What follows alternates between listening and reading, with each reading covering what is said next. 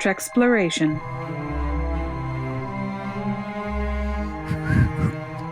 Hello and welcome back to Treksploration. I'm Albie.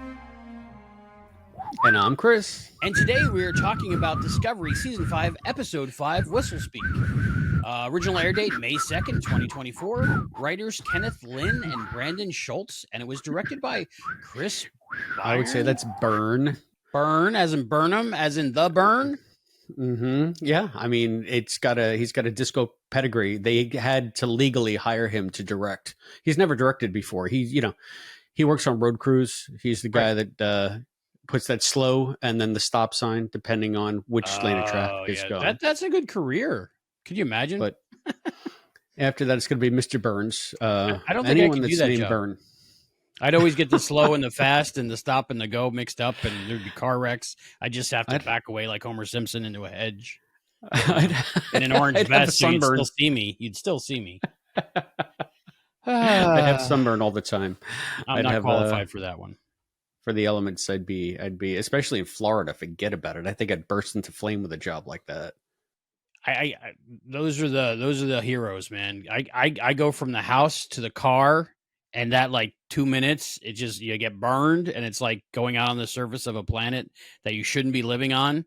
So you go from one air conditioned cube to one air conditioned box that moves you to another air conditioned cube. It's like we're living on some planet. I don't know. On the surface of the sun, maybe. Venus. Venus is pretty hot. Have you seen the new pictures of Venus? It's pretty cool.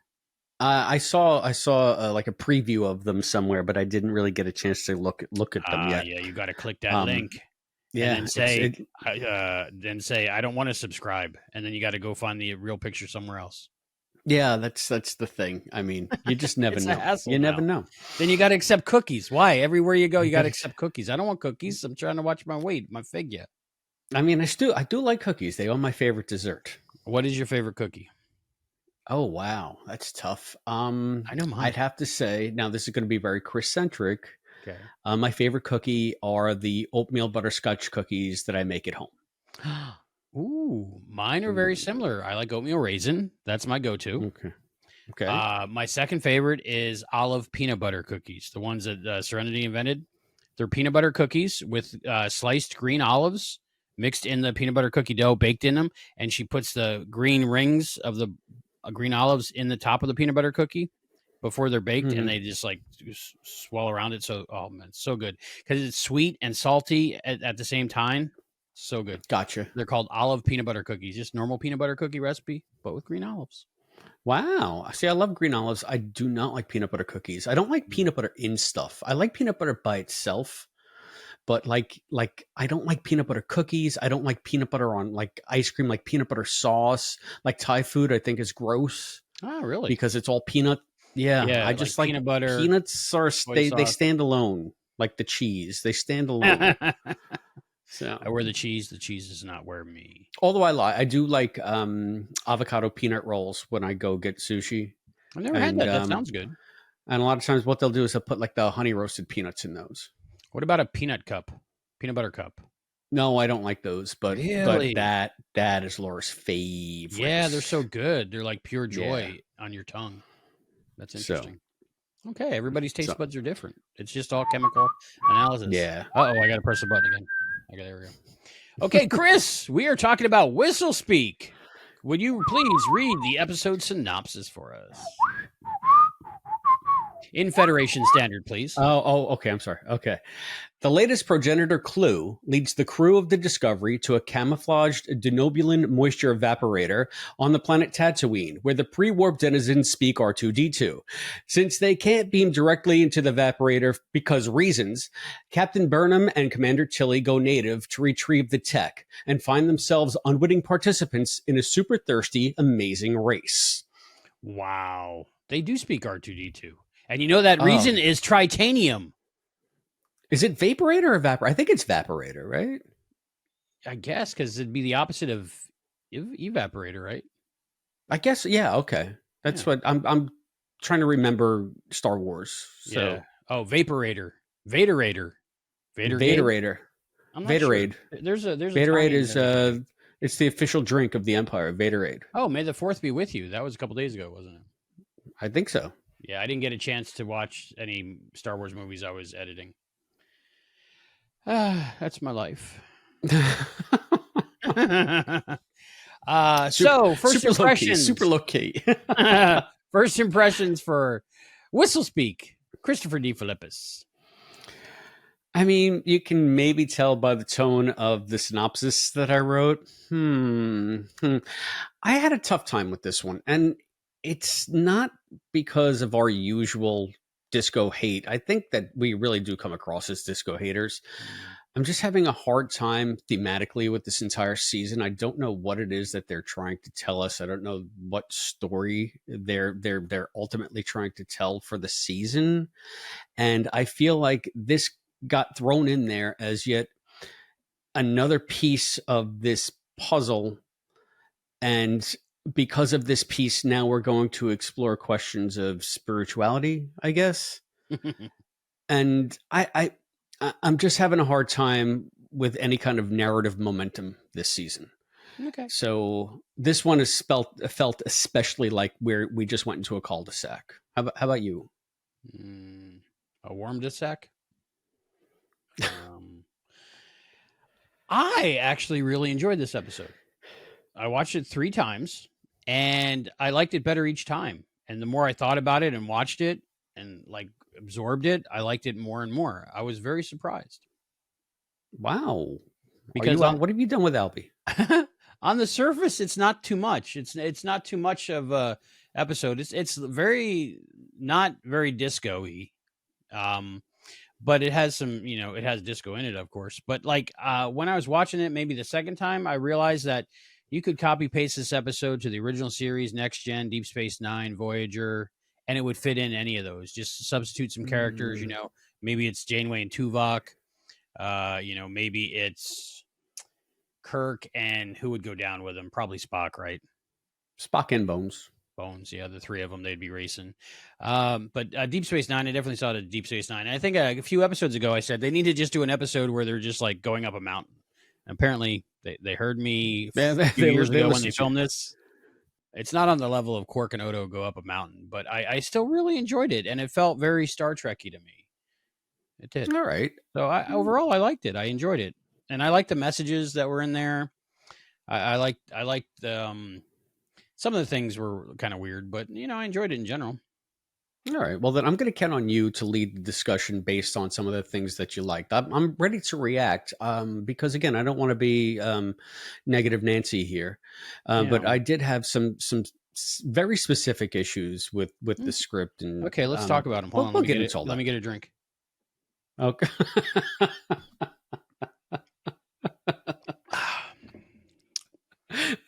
Okay. So before we swallow any more of our dust cubes, why don't we tell people how they can reach us? That's a great idea. Yeah, why don't we subscribe? Everybody who's listening, subscribe, like, share. The main place to go, as always, is patreon.com/Treksploration. That's where we have our main community of Trek explorers, and we'd love you to join us over there. You can join at a few different membership tiers if you're so inclined, but there's also a free membership that allows you to join the conversation there as well. So again, that's patreon.com/Treksploration. You can find us on Instagram at instagram.com/TreksplorationPod. You can X us at Treksploration. You can email us at TreksplorationPod@gmail.com. You can get us on the you can get us on the phone at 707-647-66. I didn't write it down again. I don't know what the number is. 707-847-76682. 6682? 707-847-6682. Okay, what Albie said. And you can also drop us a line at Treksploration, P.O. Box 542, Bayport, New York 11705. Drop us a line. That'll require an old-fashioned stamp. It'll be old-timey, but you'll be like Kovich in this episode with a genuine 21st century legal pad. So, speaking of... Where is my earray? Do you have a legal pad? I went out and bought legal pads to take notes on. And it's from the 21st century. I got connections. I get swag pads from an MRI place that I do a lot of work with. So They're going to get a lot of phone calls. I have dozens of stand-up MRI pads. So That's if you're cool. ever on Long Island and Yeah, you I just need went an to MRI, Target. I just went to Target. Target, you say? Target in the 21st century, though. So it was quite a trip. I bet. Especially since I'm in space now and not on Earth, and they wouldn't deliver. It must have been Amazon tough, delivers yeah. here, Target doesn't, but I wanted the exact kind. What is it that B'Elanna did when she had her day of ascension or whatever it is, and she was in the holodeck and she was doing like doing diving, like aerial diving, but without the safety what was that protocols. called? Something Risk. I'm not sure. They did it in Star Trek 2009 as well. That was when they're diving onto the atmospheric platform. diving or something. What do they call that? I don't know, but it looks Extreme really cool. Risk. That's what you. But that's what you had to do to get that legal pad. And I hope everybody appreciates it. Exactly. Right? And then I just beamed back up because I remember I had a transporter. But then I died. But now I don't remember that I died. I just think I'm the same person. Yeah. Wow. Are we talking about Disco or Lonely Among Us? Lonely Among Us we'll talk about next. But this time we're talking about disco. So, there's a lot of things in this. Science, faith, and they weren't really opposed, but like I liked the overall story that beliefs have to change when you have new information. You can guess all you want and make up stuff, but once you're staring in the face of facts, then you kind of gotta change your beliefs or just what is that, cognitive dissonance? I'm staring in the face of facts. Yeah. Not everybody can change their opinion based on new information, but I think that's the best way to go. Well, we did get some new information from an outside source. You're jumping the gun a little bit. Oh, okay. We have some feedback from our captain, Captain Charles from Texas. Captain? Who is a member of our Patreon Treksploration crew of Treksplorers. Charles from Texas writes, the captain grants authorization to utilize colorful metaphors when the situation calls for it. I guess we were asking, should we curse on this? Should we not? Mm-hmm. We're behind the paywall. We aren't. Mm-hmm. I don't know. We also had an email last time, if you recall, and I remarked because it seemed like the respondent had gone to see, I think, Part 2. Wrath of Khan. Yeah. Yeah. And then they got into Trek, and Charles commented on that too. He said, on that note of how they got into Trek, he says that his journey was identical. I was only 9 to 10 at the time and didn't get the emotional impacts, but it led me to the other movies and the original series. That to me is just so odd, but I guess that could be an age thing too, So I'm older than everybody, so I recall doing the reruns thing and all that. Charles is probably 10 years younger than me, like everybody else, maybe more. And he was probably a little kid. Who knows? Maybe his dad took him to the movie. Charles, you can let us know. Yeah, Captain Charles, get your name in the credits up front, like Captain Charles. If you want to be a captain, we can make you a Starfleet captain. And now Charles is also responding to Face the Strange. Mirrors. I didn't like that episode. The last episode of Disco we did, he writes, a big missed opportunity was the Tantalus field. It would have been cool if the writers figured out a creative way to integrate it. And I think our whole point was it would have been cool if the writers had figured out a creative way to integrate the ISS Enterprise in any way that made any kind of sense for this episode, this season. It was just because standing sets. I wonder if this new timeline has the Tantalus field. Did Giorgio have a Tantalus field? I think they must have. Yes, they did. I think it was Captain Mirror Universe guy. Oh, from Harry Potter. Why are we blanking on his name? We're the worst. We're the worst fans. Like, why are people watching this? Oh, don't mention that. Don't let them know. Lorca. Lorca, yes, Lorca with the eyeball problem. Riddle me this, Albie. If Batman. He needed, he was from the Mirror Universe, and they've established that, the composition of the people in the Mirror Universe are fundamentally different, and the lighting was darker there on those sets, right? Yeah. So where did he get those drops? Wouldn't they have to be special Mirror Universe drops? How is he going to synthesize them? And the DNA is all wrong. Replicated Visine, maybe, and they just made a big deal out of it. I don't buy it. But, Because it needs to be mirror Visine. Can't he just wave blue light over his eyes like woo woo woo woo woo and fix them? Wouldn't Visine in the mirror universe actually make your eyes drier and redder?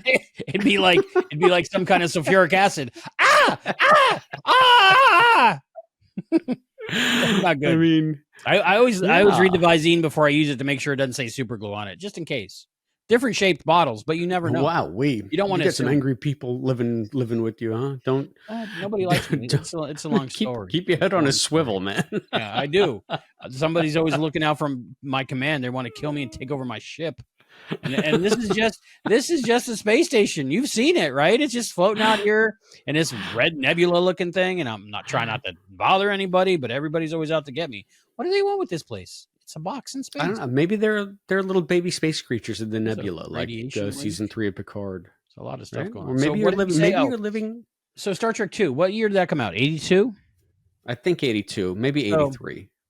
82, I was, 7 years old? I was 12. If it was indeed 82.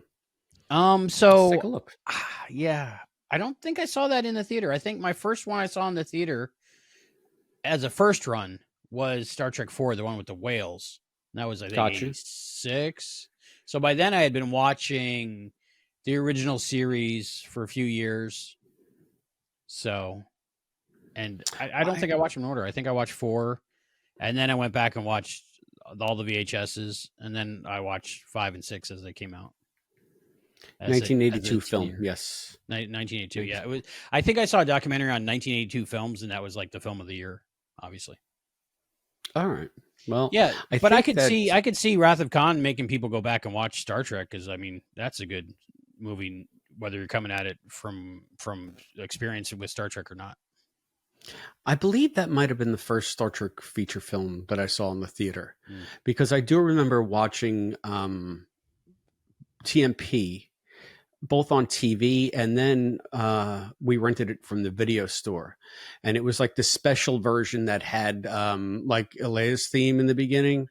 So it was almost like going to the movies, like seeing Gone with the Wind or something. They had such a grandiose idea, and I think there's even an intermission in there because the movie's 17 hours long. It is. I mean, yeah, they have an intermission as they're circling the Enterprise. I'd say that's an intermission. That's if you've seen it before, that's a good time to go pee, because you can be back before they say anything again.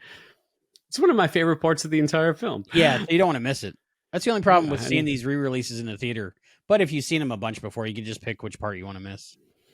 You know, the funny thing is, did you watch the TMP 4K re-release? Oh, yeah. Or if you were on Disco, you're watching the 4K re-release?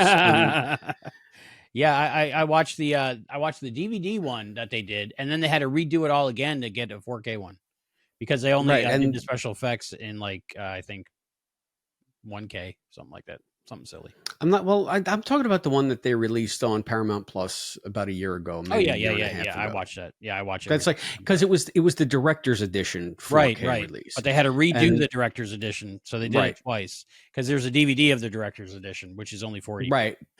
That's what I have. I have the DVD of the director's edition, it was just like standard def, basically. Yeah, you got to put it on the shelf behind you.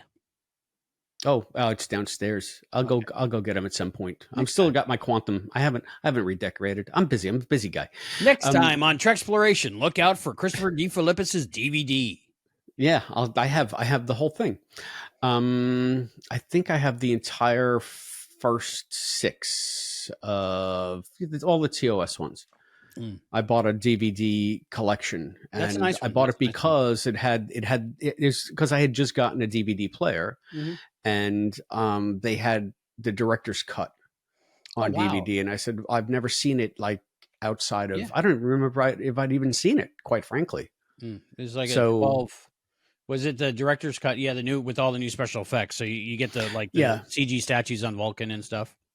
Right, and they re-rendered, so they cut a lot of the fat with all the V'ger stuff and all just the going through the special effects, and it was a much more satisfying viewing experience. It's still TMP. The sound, I guess it's it's going to be polarizing whether you like TMP or you don't like TMP. That's a whole podcast we can do. But it's that whole boring but warm feeling. Yeah, I'm rarely bored by it. That's the funny thing. Anyway, we're getting off the topic. I figured out. I watched a fan edit of the motion picture once, and it was like cut down to like 90 minutes. It was really good. So Okay, there's many ways to go with it. I guess. So we're talking about Whistlespeak. You want to go in order or jump around? Like in order. I'm gonna honestly. I have very specific ideas on this one, and since so as they come up, positive on it, I count on you to take me by the whistle. As they come up, you can pounce on me and with speak those ideas. Like starting off, the thing that bumped me the most was the whole scientists connecting links in a chain that aren't there. You know, you got a link at the beginning and the end, maybe one in the middle, but they're skipping like 10 in between all those, which is the water. Water is their clue how to get to this planet. Water, distilled water. Yeah. It's almost like they're making I don't know. It's like what are you supposed to do? And then how is Burnham all of a sudden like we're trying for months. We've been here for a week studying this vial of water, and there's just nothing. It's distilled water. We have hydrogen, funky lights. Oxygen. Yeah, you know, it's just still water. I mean, I sort of get it. You know what it reminds me of? Did you ever see National Treasure? Yes. I thought the first National Treasure was unlike anything I'd ever seen before, and I was carried away. I was just taken away by it. I loved it. Mm-hmm. And then they put out National Treasure 2. Mm-hmm. And it seemed to me that they flipped the script on that one, and it really wasn't about the hunt. It was about the clues. So they built the movie around the clues for the second one instead of building the clues into the plot like they did the first one. And I don't know that the first one, it might have been the same exact conceit, but they just did it better. But Maybe. This to me smacks, it just smacks of that. We have puzzle pieces, so we need to make them increasingly intricate to keep your... And I don't think water's intricate though. Well, but they took how this is unsolvable. So let's and of course they have to bring the conceit of Phwwwwwhcht having the names of the scientists for plot reasons conveniently, because without the two names that they hadn't already figured out, they never would have been able to crack this code. Mm-hmm. So I don't know, you know, it's getting to be more and more strained. I think for me, for the most part, I ignored the clue part this time because I enjoyed the planet story. See, I drink out of water because it's better for the environment. Dude, what kind of water is that? Oh, it's just great value water. Great value. Yeah. But I'm drinking out of wood because it's better for the environment. It's like, what do they call it? Biodegradable. Okay, yeah, because you said I'm drinking out of water. And I'm like, huh? Well, I am out of water. My ancestors came out of the water a long time ago, and I kind of just followed suit. But that's me. And the thing is, they cracked the clue of the distilled water, and you got to live. You got to live. So that's some South Park scientist stuff right there. Water. I mean, you're water. Oh, let's go to this planet. Okay. Right. Well, Phwwwwwhcht. Okay, this brings up this thing with Phwwwwwhcht again, because I'm feeling he's like part of the Q continuum or a progenitor. Or both. Maybe they're the same thing because they're in that pocket universe. That's the Q universe. And he can travel in space and time. So either he's a doctor or he's a Q. I don't know. Maybe he's a master. Could he be a master? He might be the master. But that likes legal pads. I want to say he knows everything that we're going to find out. Like, and at the end of the season, he's going to be like, but you had to find out for yourself. All you have to do is click your heels together 3 times. Right. So I think that's what Phwwwwwhcht is doing. I don't know. I think Phwwwwwhcht knows everything. He's sending her on this mission because humans are supposed to discover all this stuff by now already, but they aren't. So he's like, here you go. Here's another clue. So do you think that some of the themes in this one about changing, as you opened with this, now it's kind of funny, you said maybe changing your outlook based on getting new information. Do you think he's spoon feeding humanity new information to bring them to a new level? Yes, I Or to highly make them doubt. see things I highly differently, doubt he's or- a human scientist just going, "Here, I got this. I got this information for you." Narratively, that would be totally boring. What would that be about? But then he's where the does special thing.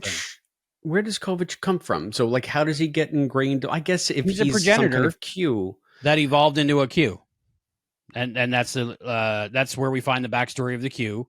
They were But then- progenitors, then- and they've been around forever. Where did he get all that hair? He's a Q. He could look like John Delancey in the last episode if he wants to. Corbin Burnson. They could bring Corbin Burnson out of retirement, you know? I mean, okay, so tangent on this then. Susie Let's tangent. Plaxton, maybe. If well, I have a friend who's a friend with Susie Plaxton. He Dude, could probably hook me up. I'm he could single. probably call. Don't tell Rebecca. Rick, I know you're listening, so hook Albie up with Susie Plaxton. Rick. Anyway. Rick. I love Solar. Kalar. Oh, and then she was that dinosaur on Dinosaurs. That was a hot dinosaur. Just saying. Well, Marshall's mom on How I Met Your Mother. Come on. I'm not often speechless, but yeah, I'm still trying to catch up to the dinosaur crack. Disney's Dinosaurs. She was one of the voices. She's got a I was voice. thinking of, is that the same one? I'm thinking of that series that was on ABC. I think it was like the Honeymooners, but with animatronic dinosaurs. Yeah, okay, they were like, so yeah, she was one of them. She was a long neck, like Allosaurus that would poke her head in the kitchen window and then go out. Her name was Allosaurus. She was an Allosaurus because she Might was have been. based on Alice Cramden. Okay. Gotcha. 328 Chauncey Gotcha. Street. Gotcha. Yeah. I To the bribe moon. it us. Oomph. I Captain Video. Isn't it great that one of the formative sitcoms in all of American history, the running joke was domestic violence? Yes. And they cut that out for a while, but now they brought it back, so it's okay. Yeah. Wow. So we were It was on a different COVID. time. That was endearing. I wanted to do. It wasn't endearing. Ralph There was Cramden never that special always- episode where he actually bang zoomed her to the moon. He just threatened it. Yeah, I know, That's all because he that's had. how you keep your wife in line with domestic violence. Yeah, Exactly. yeah, he's such a piece of shit, Ralph. But they're in black and white. So don't ruin it for me. I got it on DVD, Blu-ray, and Laserdisc. Yeah, it's Love still, that show. It doesn't make him any less of a piece of shit. He's just a mean, nasty jerk, Ralph Cramden. Audrey And you're supposed to Meadows, like Joyce him for Randolph. some reason. Joyce He's Randolph. supposed to be every man. Joyce Randolph. Very hot. Yeah, that's. Do you want to? We can whistle the honeymooners. Audrey Meadows. The honeymooners, starring Jackie Gleason. Art Carney. Art Carney, Audrey Meadows. And Joyce Randolph. Fireworks. What's your favorite episode of Honeymooners? The one where Ralph has a heart attack and everybody dances on his corpse. You really don't like him? No, I mean, I liked it when I was a kid, but all the episodes were kind of samey, you know. Yeah. And, They had the reset button, yeah. You know, and one thing that always struck me as weird, there was an episode where Norton is talking to Alice and he says something to the effect of, well, you know, Ralph doesn't have the greatest disposition. Basically, he's always like a mean, grumpy asshole. Mm-hmm. And Alice says, no, actually, he's got a very nice disposition. He's a very sweet disposition, but he's always so steamed half the time you never notice it. Well, if you have a sweet disposition, why are you steamed half the time? No, you're just a jerk. Because he was in the handyman and he was caught between the pipes in that very special episode. The handyman when he was the when he was the super of the building, I kind of like that one. I like the one where they got a TV. I like the one where he's learned to play TV golf. or not TV. Hello, ball. The golfer. Yeah. Hello, ball. Yeah. Address the ball. Do the hucklebuck. So, Do the hucklebuck. right, the hucklebuckle's on that one. Yep. Do the hucklebuckle. That's There's a dance you should know. You think we watched too much Honeymooners as a kid? It's not possible. Rennie watched them all with me. She loves them, so we went through them on Blu-ray. So Kovic. Kovic is progenitor. Is a Q, is a Q. Trelane, is a progenitor, is the surprise ending to this season. They didn't try very hard. Would you, I mean, we're already kind of done with disco. We don't have any choice because it's over the season. But like, would you break your own TV in spite of yourself No, if that turned out to be the answer, or is that no, I just expect it. I'm just going to ignore that part and enjoy the rest of it. Yeah. So, but this is an episode I liked, by the way. Okay. So then I think what I like most about it. Well, before we go down to the planet, I liked the whole abuela thing and the speaking Puerto Rican and the Dr. Culver talking to his grandma. And I was like, oh, that's cool. The communication thing. I didn't connect in my head quick enough that, oh, she was dead like 1,000 years ago or something. So it's like an AI version of his grandma. And his grandma, right? Not his mother. I don't know. His mother hung himself. It's abuela's grandma. Abuela. Yeah, abuela. Yeah. I know abuela. Yeah.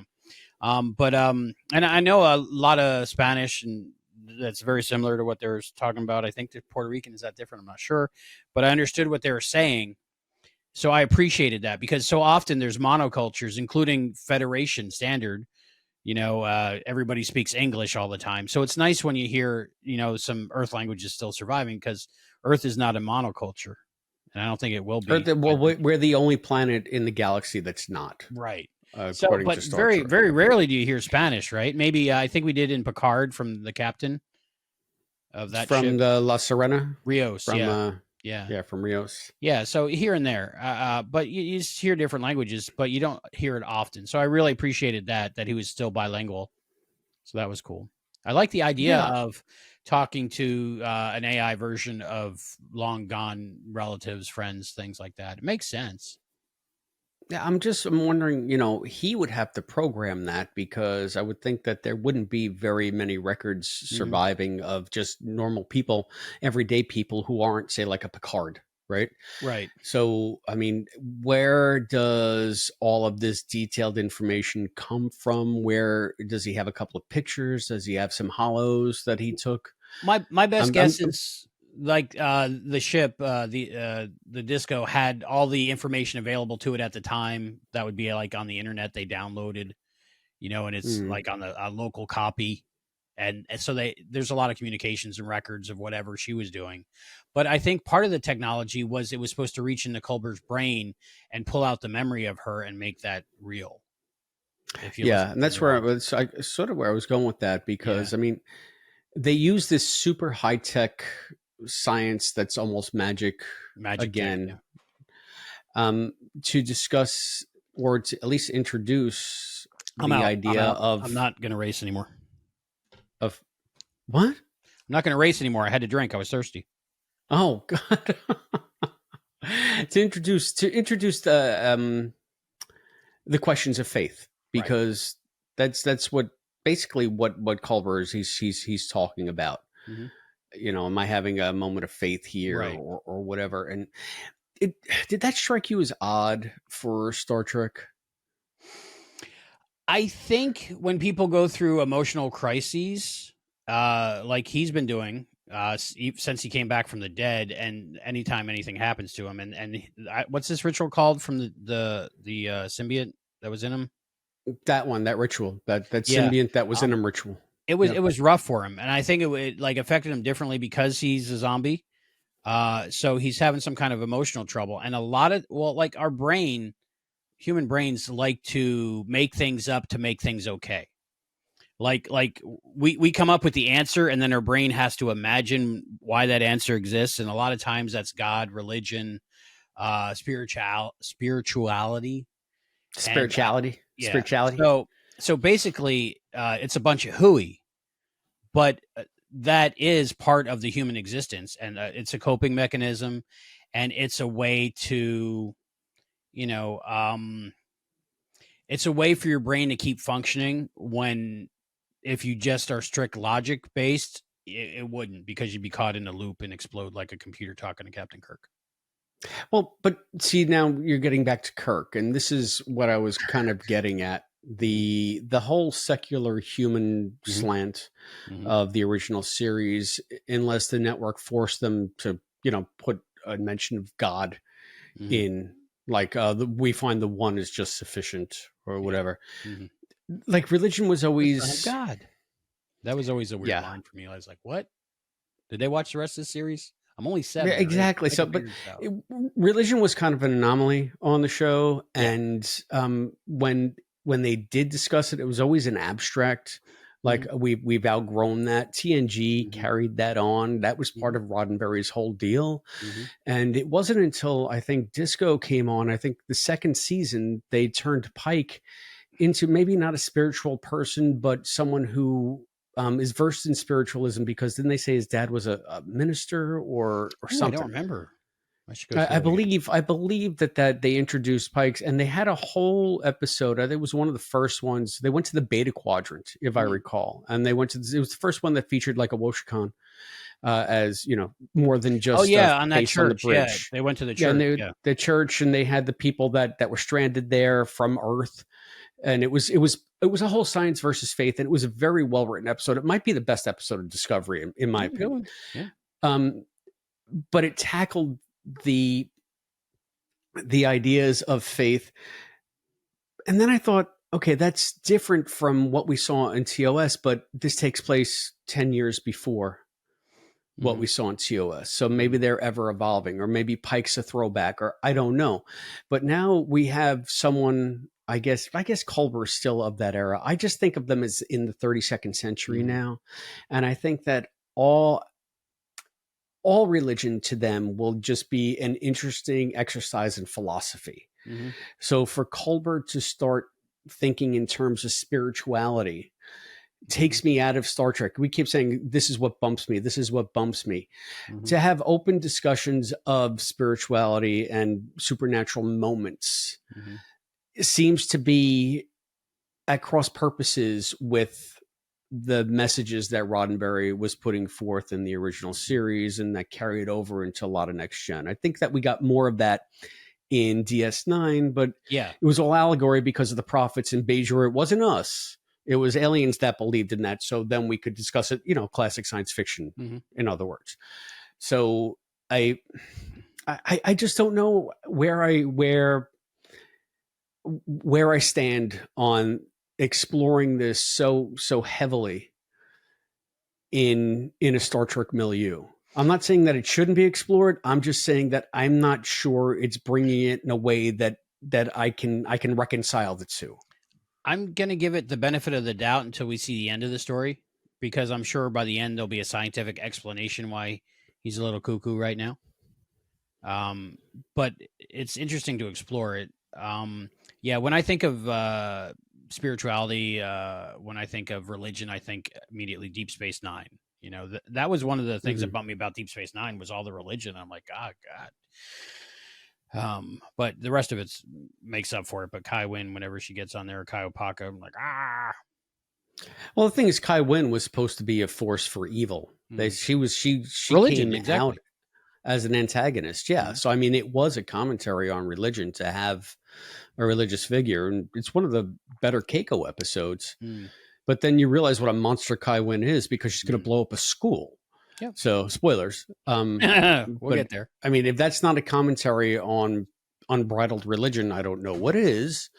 So Unbridled they were religion. still That doing was it in a the hairband, way, right? huh? Unbridled religion was the hairband. Of course, I didn't have long hair back then, so it was a wig, and it was obvious. We're never gonna have a serious discussion on the show. What was I talking? What was I talking about? Kai Wynn blows up a school. Yeah, Yeah, I that's know. what nuns do. They blow up schools. That's why I She's never mean. trust them. She's very mean. I've never been able So to yeah. trust nuns. I've never been able to forgive them for the death of my boy. So I don't mind it. I think he's going a little cuckoo. I think he's having a crisis of faith, which means he's just a little scrambled in his head, which is another way of just trying to put a finger on or put words to just like something doesn't make sense to me right now. So I'm going to leave it up to something greater than myself, because that lets me move on to the next day. That's how I took it. So it didn't bother me so much. I like the Paul and Culber scene and scenes in this episode. I like that they were interacting. I like that they're still together. I'm liking that they're supporting each other, because like if you're in a loving relationship and your partner that to be a logic-minded person, an atheist, and come to you and talk about a crisis of faith and religion, and he's just like, well, brains are kind of interesting things and complicated, so maybe just enjoy it. And he's basically saying the same thing. Like, I support you. I'm not telling you you're wrong. I'm giving you a little hint that maybe you're just a little confused, but go with it, have fun. And, I'm still here for you. And I really enjoyed that. Maybe you help me put a finger on why I'm having a hard time buying this, even in the context of these characters.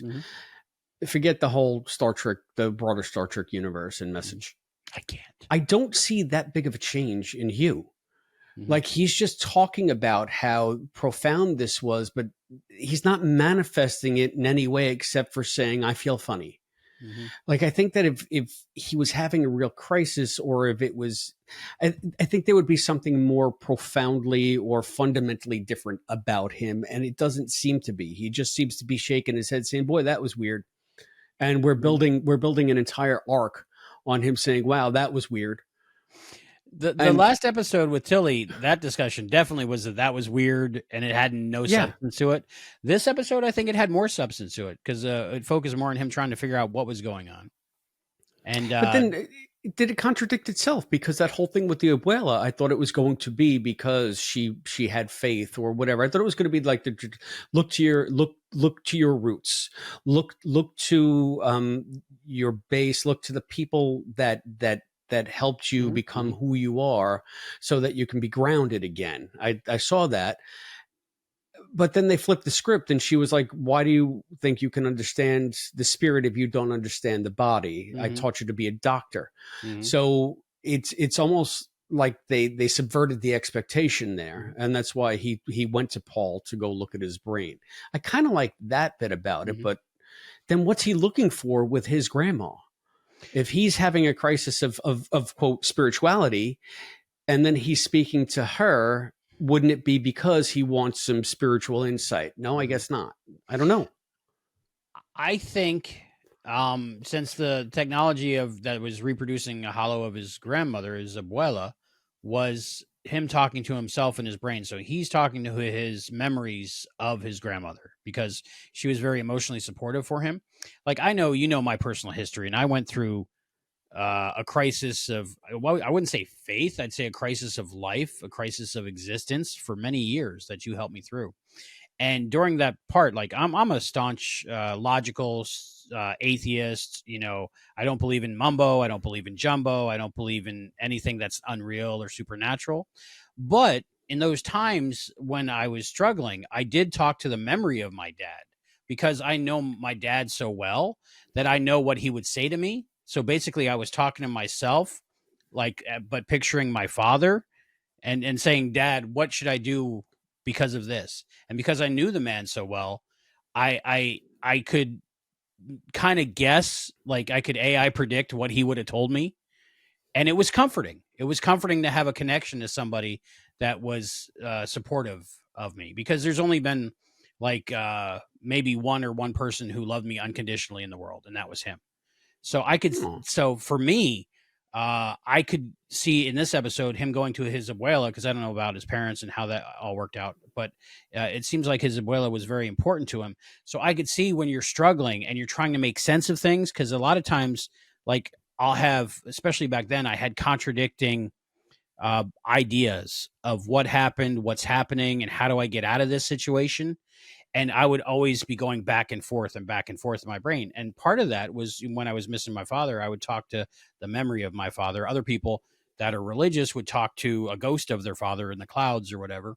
But I was just trying to like guess what he would say. And that was comforting to me. So maybe I enjoyed this road of this story more with Culber because it like hit home for me, if that makes sense. No, and if you can pull in like some kind of personal connection and put it in a context that speaks to you directly, that's always the best case scenario for your entertainment and for something you love. What bumps me is that if this is a projection of Hugh's psyche and what he remembers about his abuela and maybe the public information that might be available about his abuela, how can she tell him a secret like they never made the mofongo, it was inedible, and I replicated it? If it's not something with an independent agency, how can it possibly know anything that Hugh doesn't already know? I had two thoughts in my head on that one specific because that jumped out at me. And one was if it was somewhere written down or recorded, and it would happen to be in the, petabytes and petabytes of data on the ship, or if there was records of her doing it, and like the AI figured out from different, pictures or something that she was doing it at a different time. AIs are smarter than probably. And the other thought was that Hugh always knew that. He just never thought about it because there's a lot of things that you inherently know, but they're never on the surface thoughts. And if somebody mentions it to you, you go click, click, click. Oh yeah, that makes sense. How did I never put that together? So those are my two thoughts. And the reason I enjoyed that part, I wrote it down, is because when I was in second grade, part of the thing we did was we would bring our holiday like rituals, our family rituals, into the classroom. And mine was, my mom always made a cinnamon raisin bread wreath, where she'd make like a loaf of cinnamon raisin bread, divided into three and braid it and put it in a circle. So what she did for my second grade class, there's only like 13 kids in my class. It was a small town. Is she brought in all the ingredients, and all the kids made a cinnamon raisin wreath for their parents. And what they would do is they would make it and put it on a tray. My mom would bring it home and bake it for them, bring it back to them the next day wrapped nicely so they could give it to their parents as a gift. This is before gluten and vegans and stuff, and people allergic to water. Speaking of, man, I'm thirsty. I don't know what happened. But of course, it's second grade kids, right? Maybe first grade kids. I don't know. I think it was second grade. Mrs. Cervenka was my teacher. She used to give me pretzels. Love those pretzels. The kids were like rubbing their nose. There's boogers in them, dirty hands, the dough's dropping on the floor. They're not going to give it to their parents as a gift, right? So that night, my mom had to remake every single one and start from scratch and redo them all and make them look like the ones, basically. And she did it. I thought you were going to tell me that she was always getting them at Publix or something. No. She makes a really good one. She did a cooking video with Serenity on Serenity's channel. I'll put a link below, but how she makes the cinnamon raisin wreath.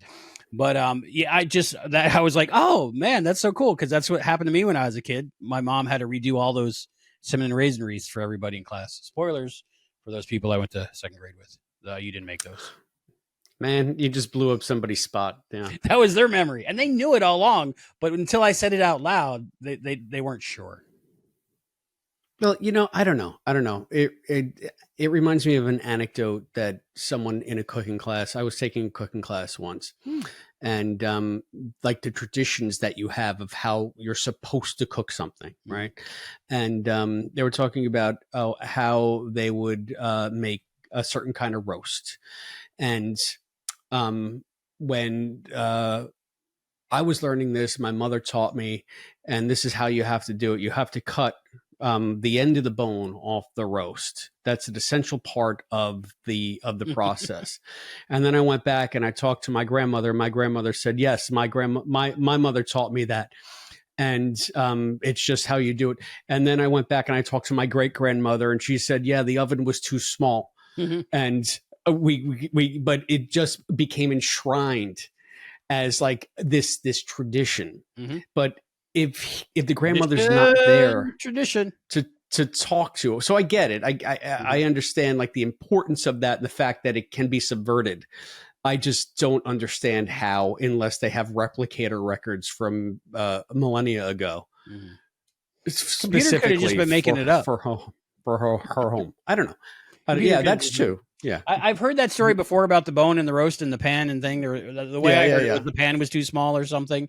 Well, whatever. I wonder if it's apocryphal, but it's a great story. It proves a point, right? Yeah. The lesson of that is don't believe and take anything on face value. Always ask why and think for yourself, which is another thing in this episode, especially down on the planet. Well, if you want to stay on Culber for a second, sorry. Yeah, no, go for it. If we want to talk about, we beat that horse. He's a zombie horse. It's different, and he's a horse, if you know what I mean. Anyway, so I love the end scene with Culber and Book in books like Shuttle, whatever they were hanging out in, eating mofongo, con pollo. I mean, it was just great. It didn't need to be there. It was extra. You know, the episode was what, like 58 minutes or something like this. If this was network TV, that scene would have never existed. But just two people talking about life and how they're feeling. I really enjoyed that. Maybe because I like Wilson Cruz, and of course I like David Ajala, but I don't really remember too much of them together ever. You know, they had the interactions in the hallway and different things, but I just liked the scene where they were just sitting and eating mofongo con pollo and talking about life, and that felt good to me. That felt like Star Trek to me. Yeah, no, It and did. I think that the book says something in that scene, which was really nice. He's saying, "Why does something only for you? Why do we diminish it? Something to the effect of, why can't something be profound and wonderful, even if it's only for you? Why does it have to be shared?" Yeah, one of humans' strange quirks is something not meaning as much unless it means something to somebody else as well, which was Yeah, profound. I think I've never heard that before, but that is like a big thing right now because everybody is, including myself, is look at my dinner. I'm going to send you a picture of my dinner. I'm going to put it on right. Instagram. Look, I had green beans, you know, and it's not as important unless you share it with somebody, which is weird, right? Like you Yeah, I can't just mean, enjoy life for yourself. I'm sure you do. You're very intellectual and you'll sit and read a book for a day or something and enjoy it and not tell I anyone. do that. Yeah, But and not yeah, tell but anyone. I still like to, especially when I start to get like excited about a book. Mhm. I'll talk at people about it. Mhm. So, I mean, I'm guilty of that as well. I've been talking about a book that I've been reading now for the last year because it's like a 1,200 page book, but I'm Mhm. talking to everybody I can about it, including you. Like, Mhm. you zoned me out too, like, because it's just fascinating to me and I feel like I need to share it. So I get it. I get I it. do Even take though your it's profound recommendations, to though. me. I enjoy your Yeah. books you recommend. What was But that time anyway, travel one? I love that one where the building in New York City and oh, from time to time or time after time, Jack Finney. It was okay, a Jack Finney book. okay, Yeah. I really With enjoyed that one. I want to say Cy Morley was the protagonist in that. Not sure, but I enjoyed that one. Yeah, time after time, or from Something time like to that, yeah. time. Yeah, Time from and time to again, time, I think. time after Time and time. again was the original, and then from time to time was the sequel. Yeah, so I'd Time and recommend again that. was, yeah, Yeah. that was a good one. But anyway, no, Anyway, that was a nice scene, and if there was a bright spot in this episode, I feel like that was it. hmm I would like So to see more scenes like that between Hugh and Paul. You know, less like just running in while the one of them's working, and you know, the little bit of a okay, how you doing? I'm doing good. Okay, good. But you know, they're both busy. The ship's doctor, ship's engineer, chief engineer, not assistant chief engineer. But that's another episode. have we heard anything in the fan community about people shipping Hugh and Book? I don't Because maybe know, they're but playing into a faction of fandom that really likes to see them together. I don't know. I'm sure there's some slash fiction out there between them because they're both attractive people. What I would just their what would their name be? Would Hooker Hugh Hooker, yeah, and Book yeah, Hooker, Hooker. I like Hooker. right? Yes, Hooker. Okay, Hooker. What is that from? Oh, True Blood. Anyway, that was a good show. Um, I like that. I like that interaction. I like their friendship. I want to see this friendship develop more. This is almost one thing that I will miss with Discovery ending. I won't make any secret about it. When I heard Discovery was canceled, I was like, seems about right.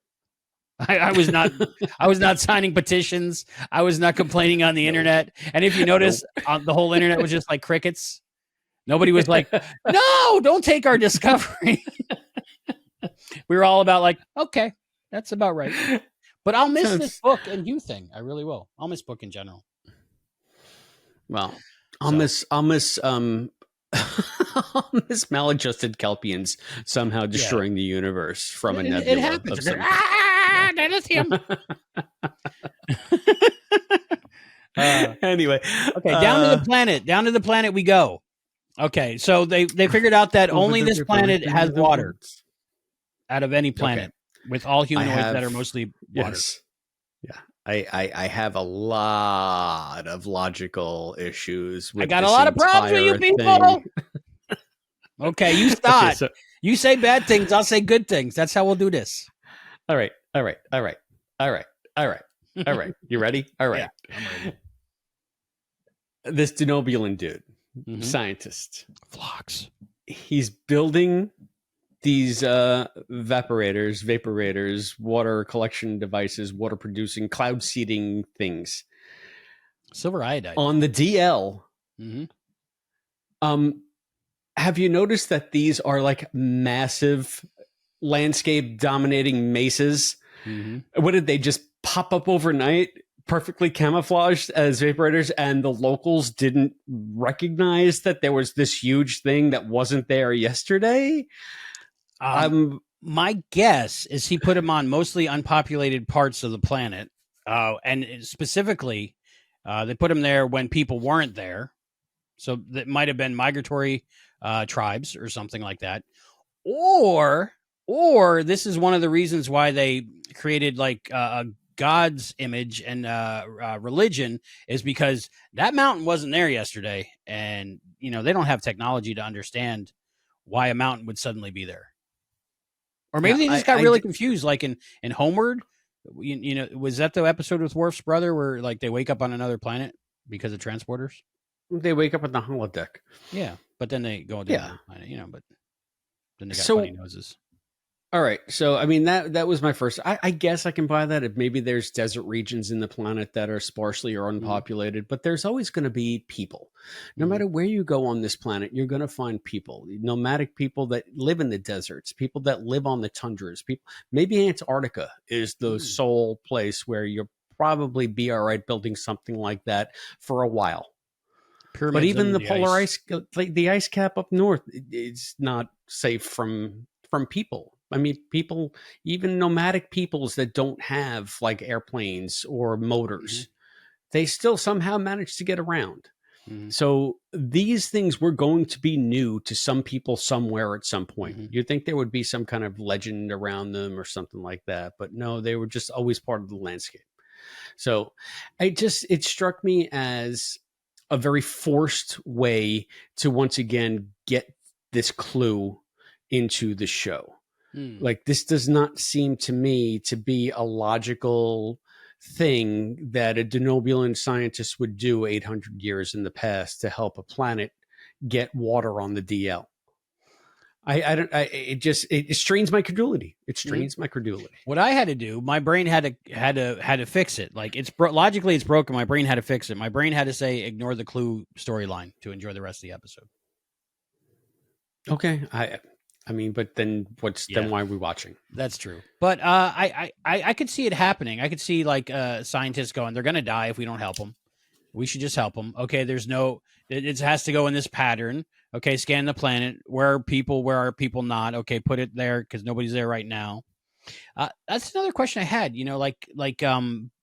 Burnham fixed one of them, but like it wasn't clear at the end of the episode whether they fixed the other 4 or 5 or however many there were. Like, did they fix those as well so they could start to recover?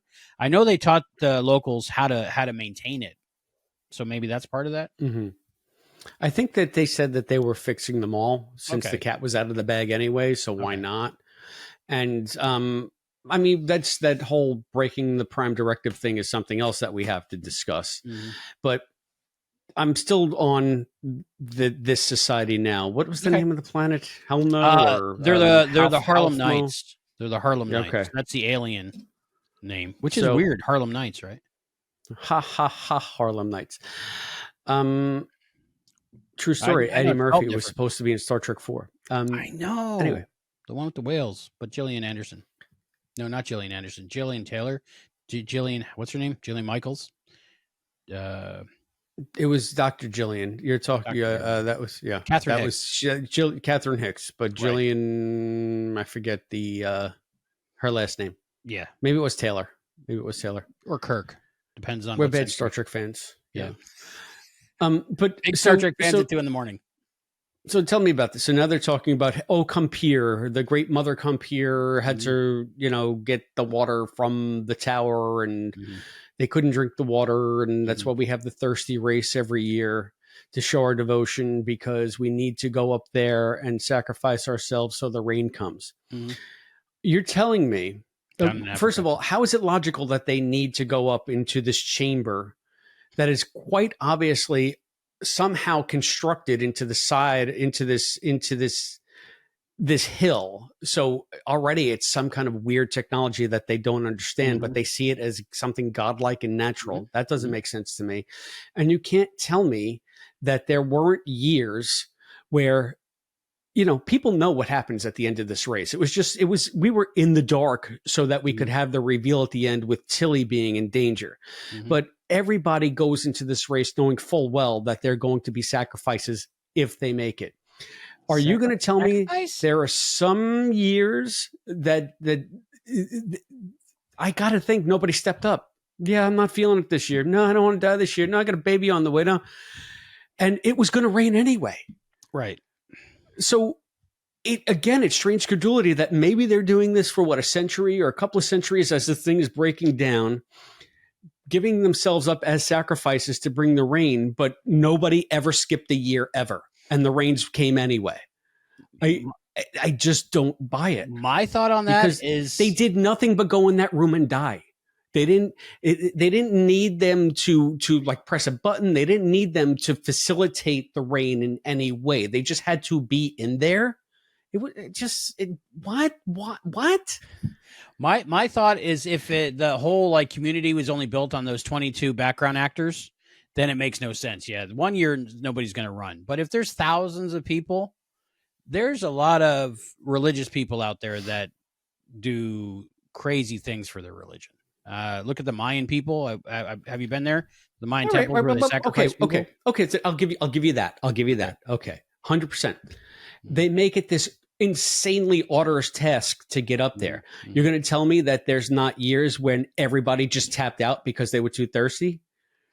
I gotta think that happened once or twice. And you know what happens? The people under the main priest or whatever grabs one of those people that tapped out and drank out of the bowl, and they throw them into the chamber to bring the rain, and they say they won the race and sacrificed themselves.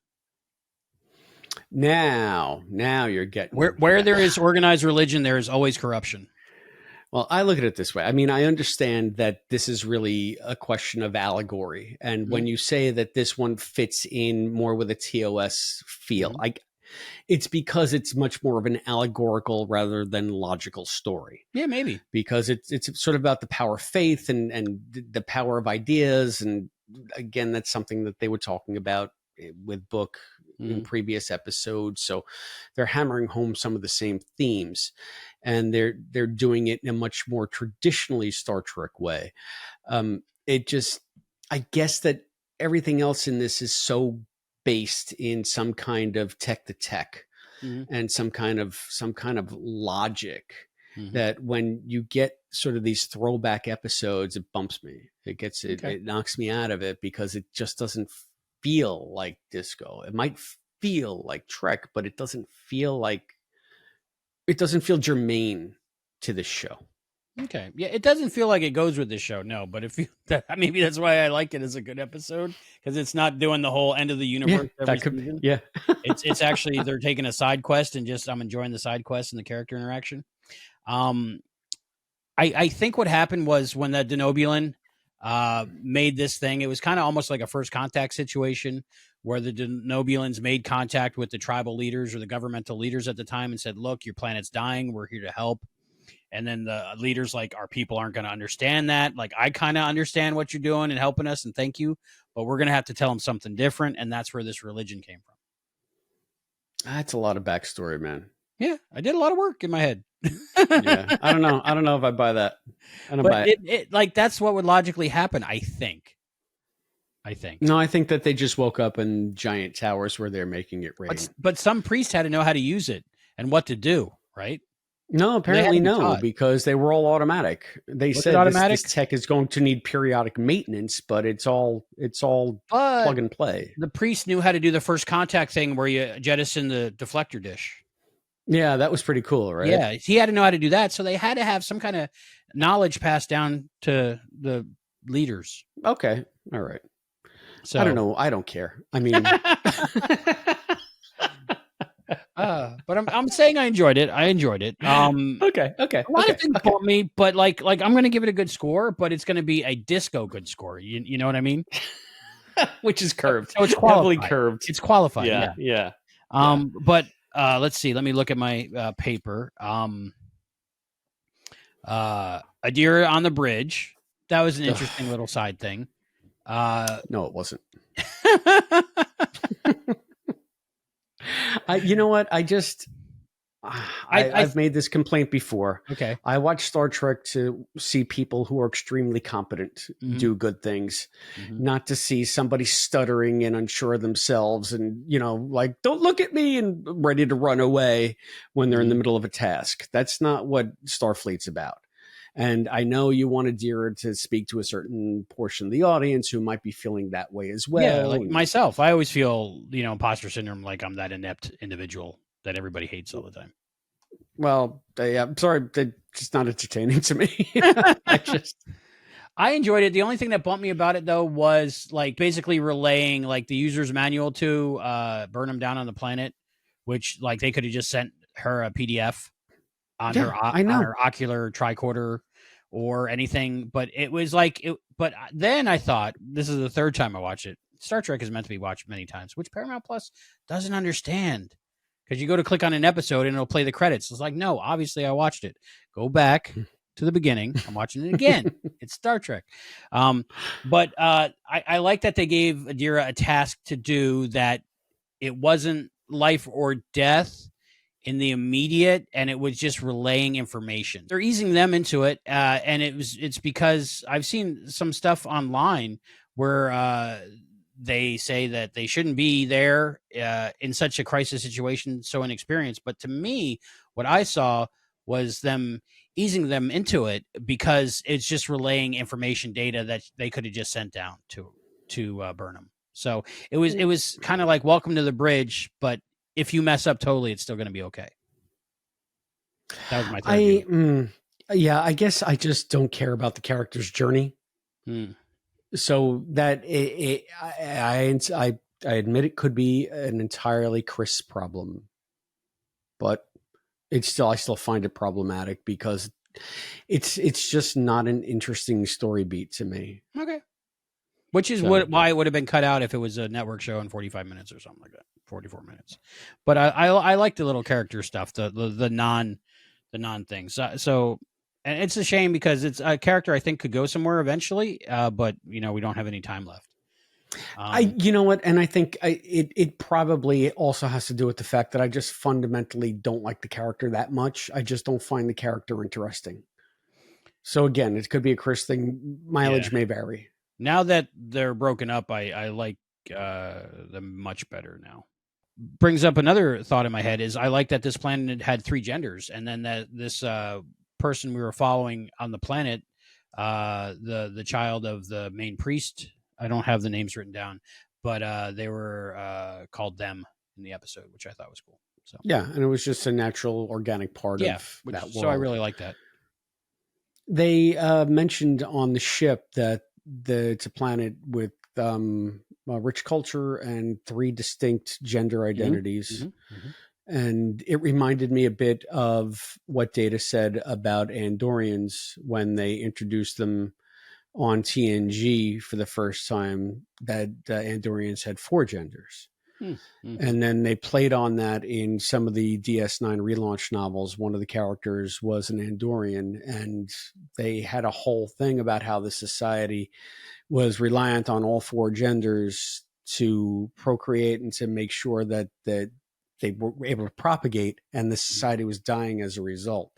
And it was part of the books that should have been a little bit interesting, but the character was just such a drag every time it was a chapter about this character. It's like, we have to slog through more depression. Okay, I guess. So is that a recommendation? No, I think I've already said this on the show before. If I have, I'm sorry, but I really, really wanted to love the relaunch novels because I love DS9 so much. I just wanted it to go on and on. I wanted to keep that feeling alive. I wanted to see the story continue. There were a couple of interesting wrinkles to it, but on the whole, I just was reading it to read it. Yeah, a couple of them right there. Yeah, it's because they brought Ro back. Yep. Ro, yeah. Laren was part of the plot. Was part of it. That's cool. Yeah. Is Riker on it? No, Thomas Riker, right? Thomas Riker shows up here and there. I don't even remember. Somewhere. Yeah. There were a lot of ancillary characters because it's DS9. So they're, and they would throw in like kitchen sink characters from the original series, like different alien races, and it was just a catch-all, and that was kind of neat if you could get all of those references and some characters that were direct tiebacks to the original series. Leonard James Akar, to be precise, which is from Friday's Child. That was the baby that McCoy helped save. Yeah, from certain death. But cool. Anyway, a lot of neat stuff like that. Nog is a character. Quark is still very much a player, but it's just, and even the Kira stuff. I love Kira. She's like my favorite character, and all of her stuff was just boring religion stuff. So anyway, that's my tangent on the relaunch novels. Read them at your peril. Yes, at your peril. I think that's one of the novels, At Your Peril, isn't it? Mm-hmm. Okay. D. Philippus, At Your Peril. What else do I have? I thought it was interesting. The culture seemed to be like had their days and night reversed. It's like they worked at night and then they rested during the day.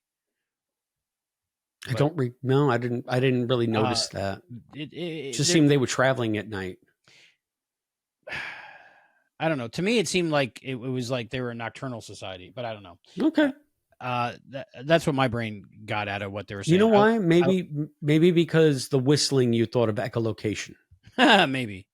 I like the. Oh, that's a good. Yeah, I like the woman at the beginning with the cough in the dust and stuff, and whoever that actress was, I enjoyed that character. I thought that was kind of cool, and that whole interaction led me to believe that the civilization, the tribe, was bigger than we are seeing, obviously, because they're just seeing strangers and they're like, "Oh, hey, how you doing?"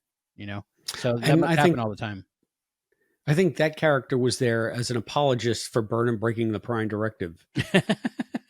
I'll say that clear Prime Directive. It sounded like I said Prime Directive, like Brine Directive. That happens with shrimp.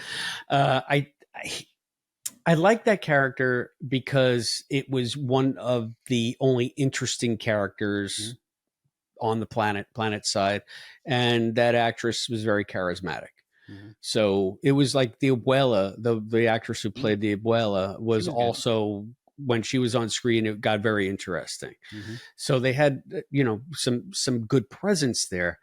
But I feel like they put that character in just as a way to show that the society was also capable of evolving, because she was like, you don't need to sacrifice to be closer to the gods. You don't have to actually go up into the temple to speak to the gods. You can do it in a different way. So it was to show evolution or potential for evolution. 100%. And therefore, Burnham breaking the Prime Covenant of the Federation for a millennia, it's aight. They do it all the time. I think breaking the Prime Directive in this case was the correct. I think that character of the Dusty Woman was exactly what you said it was. It was just showing that not all of the society is like devout, taking all the legends literally. It was more about like, just be chill, just be kind, love is good. But like it was said in the current day on their planet vernacular, which was in the religious speak. That's what I got out of it. Because a lot of religious things that I hear people say, anyway, the good ones, not the ones, kill everybody, but the like things like, love one another, stuff like that. Things that are like, could be in a Bob Marley song. That's the type of religion that I subscribe to. When I have religious friends, but when they talk about religion, they're the religious people that are saying just like, be cool, be kind, without invoking supernatural things, if that makes sense. So you're a hippie. You're a hippie who hangs out with other hippies. Little bit. I'm an atheist hippie. I'm not into crystals. I keep going back to something that Kirk says. I don't remember the episode, but Bone says something to Kirk. Well, what about the Prime Directive? You're breaking it here. And Kirk says that only applies to living, growing societies or something like that. So maybe Burnham, being from that era, of cowboy diplomacy. Maybe that's how she sees it as well. But I have to think that it's conveniently anachronistic, whereas everything else in disco seems to be so much more of the 90s Trek aesthetic and idea set somewhat. Again, to me, it's an uneasy juxtaposition, and you can make a callback and say, well, that's how Kirk would have done it too. But I don't know if that fits Burnham. And maybe if just for story purposes in this episode, it fits her. Purposes. Yeah. But I don't know that is something that Burnham would do organically. I think it just depends on where they need the plot to go. Follow the rules, maybe, person, and somebody would have to convince her to go against the Prime Directive. I don't know that she'd be strict follow the rules, but I remember the Vulcan hello, and she was the mutineer. I was thinking that as soon as I said that, yeah. Yeah. So kill them all. I don't know. First. Maybe they like that. What? Maybe I just disprove my own criticism there. Maybe that's where the character actually came from. So this is actually, she's right on script here. Never mind. Nothing to see here. Move along. The Prime Directive needed to be broken in this case, because if they didn't help them, they'd be dead in a couple hundred years, something like that. Yeah, and I think that was the justification she made anyway. They're going to die anyway. You're not helping them by leaving them alone. Yeah, there's no way observing the Prime Directive helps them or anybody else. And quite frankly, even if the Denobulan never revealed himself to anybody on the planet and just put these evaporators up, he basically changed the entire course of that civilization, which would have probably died out millennia ago. Yeah, the damage is already done, which is good damage, right? So tell me this. They have eye quarters now. That's what I'm calling them. Yeah, ocular tricorders, eye quarters. Yeah, eye quarters. They have eye quarters. Maybe they didn't want to get in trouble with Apple, so they couldn't say eye quarters like just iPhone. Phonetically, right? Yeah. Why does Burnham need to see some yellow moss as, quote, mutation and proof of radiation? Wouldn't her eye quarter just pick up a radioactive signal or some kind of weird power generation from a rock in the distance? Good point. I mean, that's a great leap of faith for an episode about faith. That's one hell of a leap of faith. Oh, look, there's some yellow moss. It's different from the green moss. That must be our power source. That was okay. That was definitely reading the script through. I got to connect this to this. What do we do? Yeah, and it should have just been a bionic eye radiation. But they came up with the mutated moss. So yeah, Lindsay Wagner is just every generation, shaking your head in shame. Every biological organism. It doesn't need radiation. It doesn't need X-ray radiation to their gamma rays to turn in green or something. It doesn't need that. It just mutation is a part of evolution. But I think it made people not paying attention, just watching it to enjoy it. They're like, okay, yeah. It's good thing totally right. Gamma rays because gamma rays. Moss smash. Moss smash. The secret of that moss, it's always angry. Yes.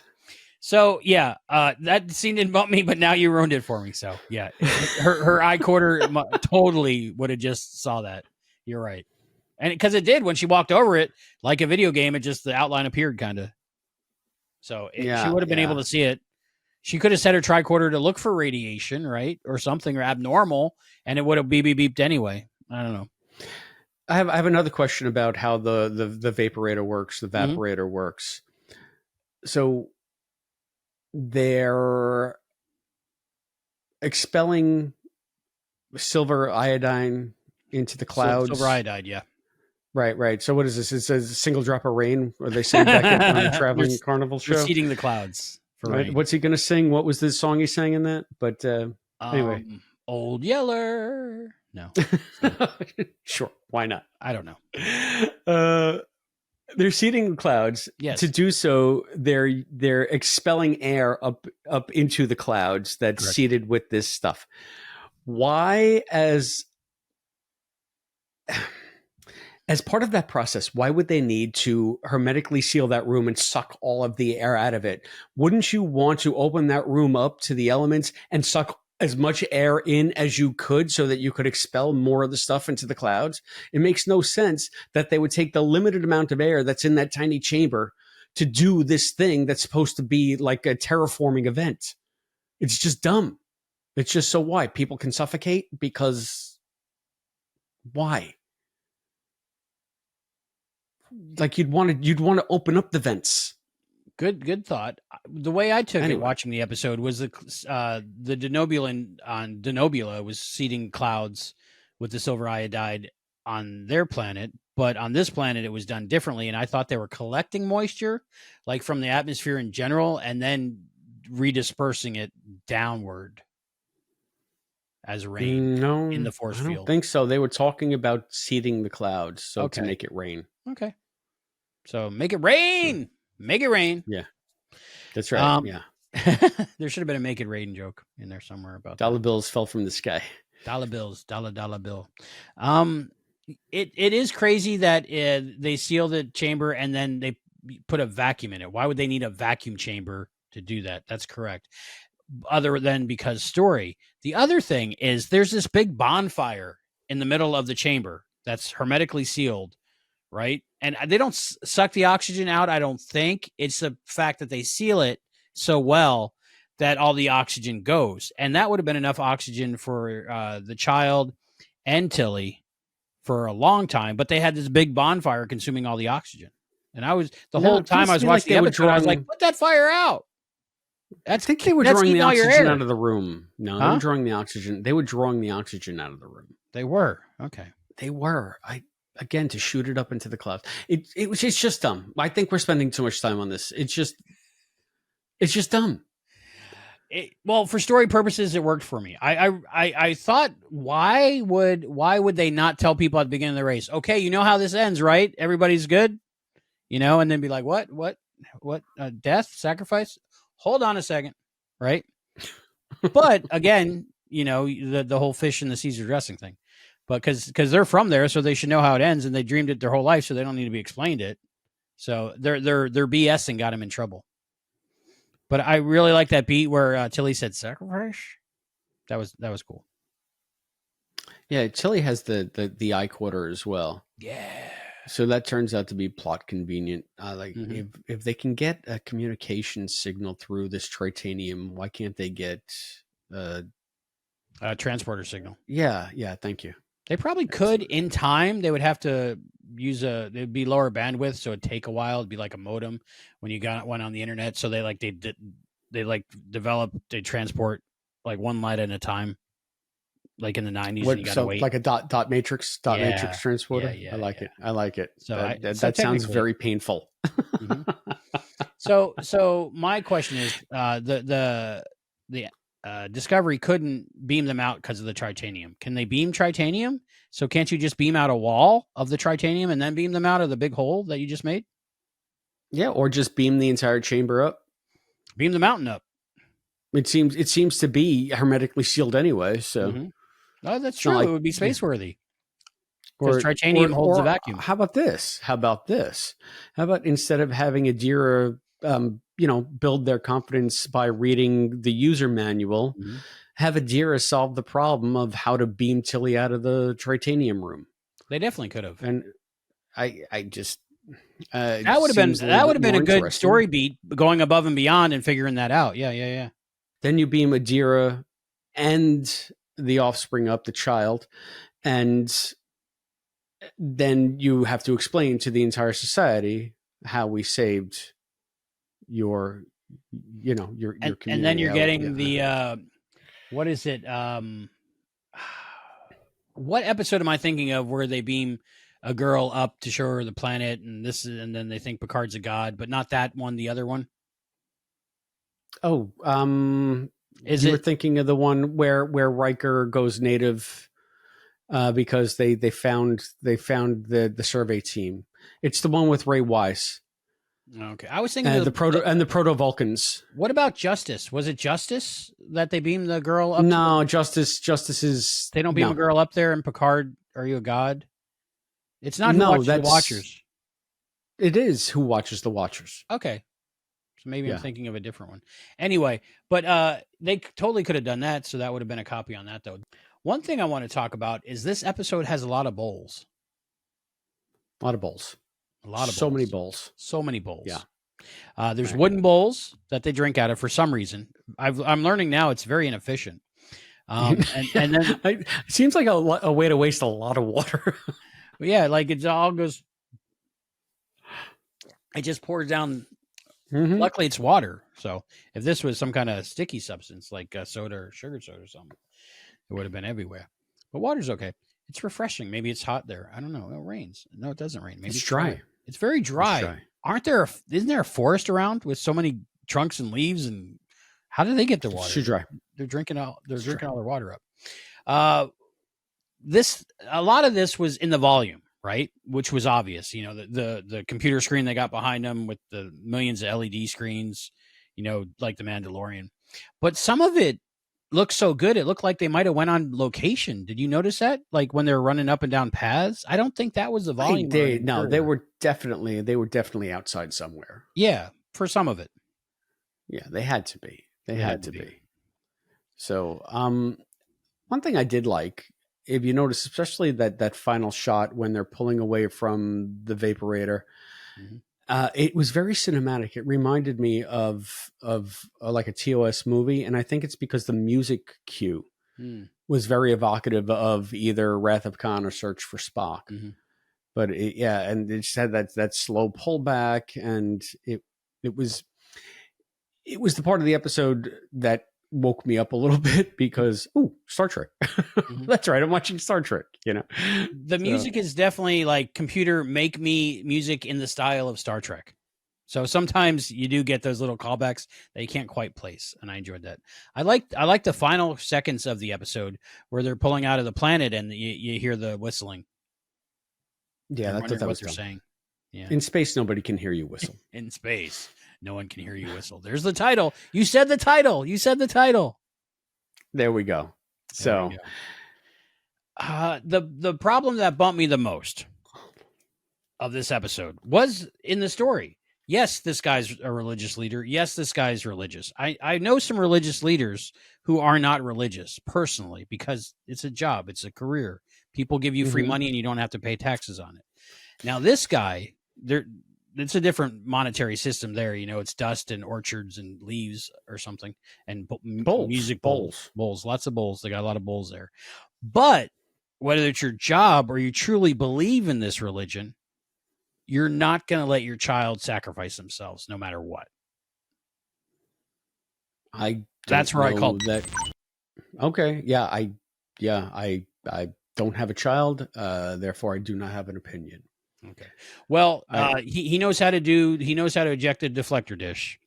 So, he discouraged, the child from running. We need their names. Okay, I'm going to look this up because it's important. June Laporte plays Rava, and their father is played by Alfredo Narcisco, plays Ovaz.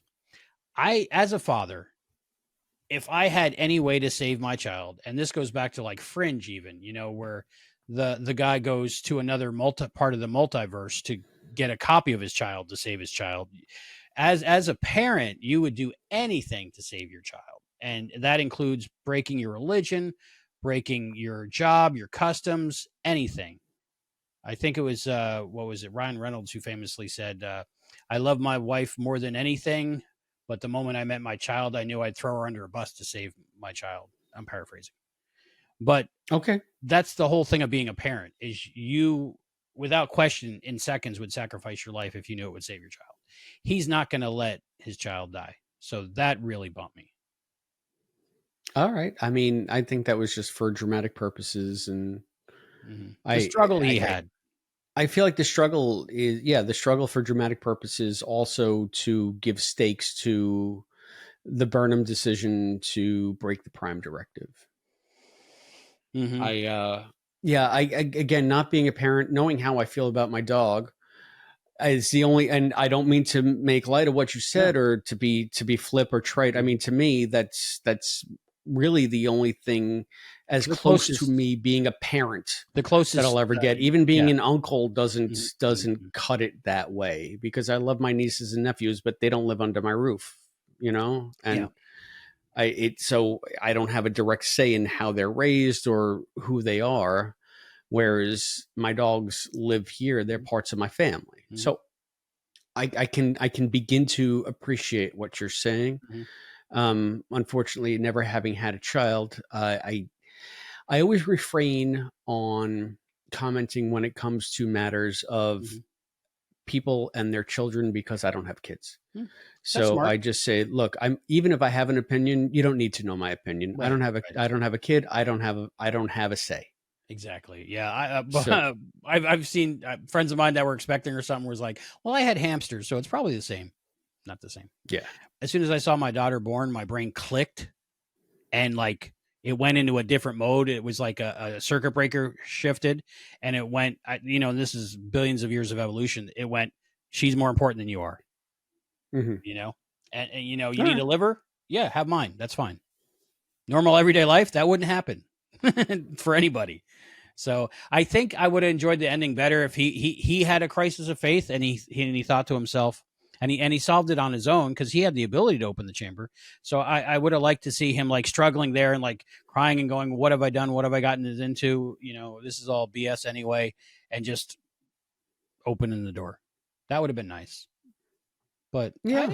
it ended well this way. But I would have did So it. let's give it the ending that we both want. So Adira Mm-hmm. finds a way to get through the tritanium husk, Mm-hmm. and they beam Michael right into it with Culber and the medical team to start saving Tilly and the child's name. I just had I it. forget I'm their gonna get it name. again. It's Yeah. important.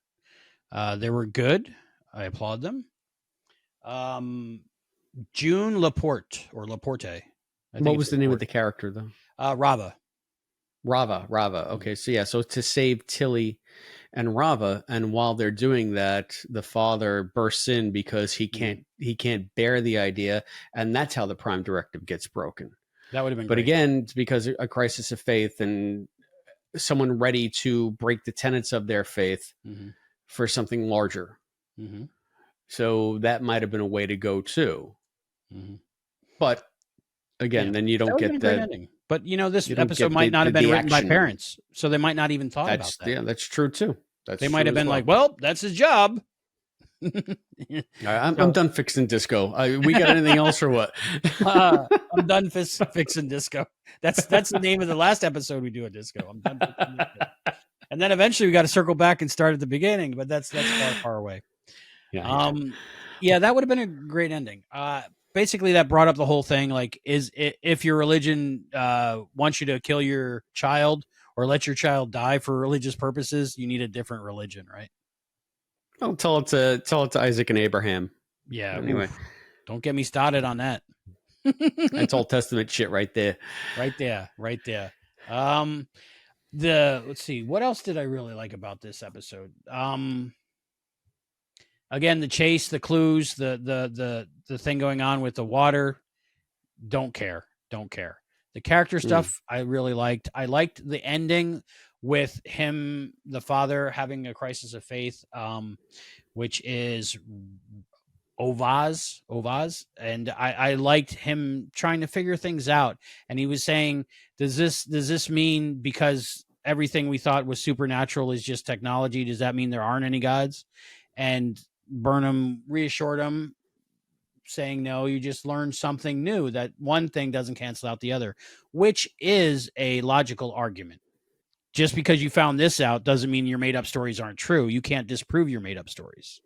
But now you Mm. have more information. So you can still enjoy your made up stories, but now you know how it really works. So I enjoyed that. Yeah. I think it was a little bit of throwing a bone to both sides of the audience that might be watching this, the people who have faith and people who are non-believers, So I think it was a little bit of a way to not make too many people mad and just throw that in. But it also made Okay. sense to where you can't change somebody's world that drastically in one day and have them survive, So you're saying, now you have more information and what you think or what you believe that's up to you, but it's not necessarily a bad thing. Well, Sam Beckett could have done it. That's all I'm saying. I've got faith of the heart. That's the faith I have. Exactly. And there, we finally dovetailed. Let me check my notes one more time while you're speaking. Vamp for a second. Vamp. Okay, so I think that you've checked your notes 4 times, and there's just not that much more to say. As much as you like this episode, it's still disco. There's not that much more to discuss. So it's a qualified good score. So the only other thing I had on my notes, I'll put that down now, is the callback to the jogging. I like that because early on in disco, they were jogging around the hallways when they introduced the disco T-shirts, and yes. I think it was Burnham and Tilly also doing that. So I like that little bit callback when they did their whole Amazing Race run. So that's the only reason that they had a Burnham Tilly story for this one. Otherwise, it would have been Burnham book. Okay, but yeah, that's they true. said the jogging scenes will be more fun. But I like Burnham Tilly, and I liked Tilly, not, of course, unknowingly trying to kill Rava by helping them win the race. But I liked that idea. Maybe that was the spark of an idea, because you see those all the time on social media where they've run 10 miles and their legs are broken and they can't stand up, and somebody doesn't win the race and they lose the race because they helped the other person across the finish line and stuff like that. So I enjoyed that little beat. But I think that, again, having Tilly in there, I guess maybe it was supposed to augment the theme of crisis of faith, a crisis of confidence, because it kind of mirrored the Adira thing, because she had lost a cadet to the wider world. That's like, why should I stay? And I couldn't give them a good reason or whatever. And this whole thing with Rava was supposed to mirror that, and it was supposed to give Tilly more confidence. And it turns out that Tilly did get them to the finish line, but at their detriment. So I wonder if that's going to come up in later episodes, especially if we're trying to set drama for the new Starfleet Academy show, of her saying, well, I can take them onto an ice planet and teach them how to work together, and sometimes that works out, or I can encourage them to live up to their potential by helping them along the way and lead them to certain death. So I wonder if they'll make anything interesting out of that. Might be. She might have a crisis of faith. Faith in her teaching ability. The only other thing is the back east thing. I thought that was a funny little joke, running gag, that they were from back east. I think that, yeah. I thought that was cute. So, yeah. And when they hinted at Burnham being on Starfleet Academy, I audibly shouted, "No! No! No!" I'm sure she'll show up on a comm screen somewhere. Maybe, but that's fine. But maybe I don't want her as the main character. I like getting the Tilly show. I don't like that it's Starfleet Academy. I don't like that there's 1,000-year-old people, from, not that they've lived that long, but that they're from that time. They're like basically like people from the Renaissance, or no, even older than that. Just like desert nomads teaching school now. That doesn't make sense. But anyway, we'll get there when we get there. Be like, yeah, but aren't you like from 1,000 years ago? All right. And she's still using toilet paper or wipes and not beaming her excrement out or something. And people are like, what do you? Anyway, that's for another show. Okay. So before our final thoughts, don't we have some like Trek and Tells or trivia questions? What do we do next, sir? I think you asked me last time trivia, so okay, I have so you to get ask to ask you me trivia tonight. Yeah, I get to ask you.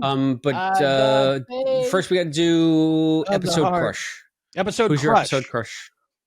My episode crush in this episode was the book and Hugh conversation. So I'm having a crush on a conversation, maybe crush on both of them. Those two together, I really enjoyed. So like that gave me a warm, fuzzy feeling when I just saw them hanging out eating mofongo con pollo. Gotcha. Okay. Who is your episode crush for this episode? Maybe the callback to Denobula. I like that. Anything that makes me think of Enterprise. Yeah. I pictured It's Phlox always a good. bunch every time they said Denobula or Denobula. Yeah, I was like, exactly. just So picture I Phlox. pictured Phlox. I pictured Phlox and his wife. Mhm. And his And husband and his other wife and his other husband. did we ever see another Denobulan? I feel like maybe we did. Oh yeah, But- yeah. There's Yeah. multiple Denobulan. Okay, That's cool. So That's cool. So that was nice. That was nice. Yeah. So crushes. And You had a I crush think on your Denobulan, Denobula, just the idea of Denobulans. and I had a crush on the idea of a conversation between Book and Culber. So okay. What was your like favorite part of the episode? my favorite. Oh damn it! I used it up already, didn't I? Yeah, pretty much. There's Yeah. That was my favorite part of the episode. I had a crush on that part of the episode. So, yeah, that was my favorite part of the episode. Eat mofongo con pollo. So I guess I'm going to double up on it. I think mine was AI Abuela. AI Abuela. Yeah, that's a good one. And I think, and this has been mentioned by other people out there. Sean Ferrick, for one, is that I'm thinking about from Trek Culture. But this episode, I think it will age well. Whereas most of Discovery won't, because it's always the mystery box, one story per season instead of one story per episode. This episode is very classic Trek feeling. Like it could fit into the golden era Trek, the classic Trek, somewhere in there. And you could say, yeah, that was a good episode of Star Trek. I enjoyed it. Yes, it's got problems because it's disco. But despite them trying to disco it, it was a good story. Yeah. I mean, I feel the same way about that time. season 2 Spock Red Angel story about the planet in the Beta Quadrant.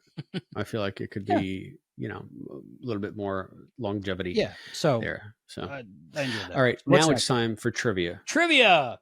You got me for 3 questions. All right, you're never going to get this one. The board. As revealed. No. As revealed in the Deep Space Nine episode Inquisition.